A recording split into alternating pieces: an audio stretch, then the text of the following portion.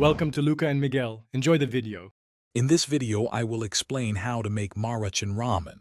Start by boiling 2 cups of water in a small pot. Once it's boiling, add your Maruchan ramen noodles. Let them cook for about 3 minutes, stirring gently to separate the strands. Finally, stir in the seasoning packet until it's fully dissolved, creating that classic ramen broth.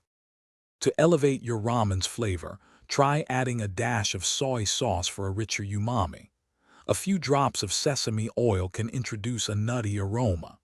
For a savory kick, a pinch of garlic powder works wonders. If you enjoy some heat, a small amount of chili oil will do the trick, adding a pleasant warmth. Boost your ramen with some protein. Sliced cooked chicken or pork are excellent choices for a hearty meal.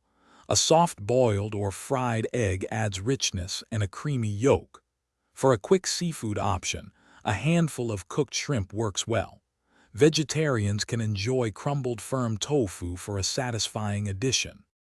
Don't forget your vegetables. A handful of fresh spinach wilts perfectly into the hot broth, adding freshness.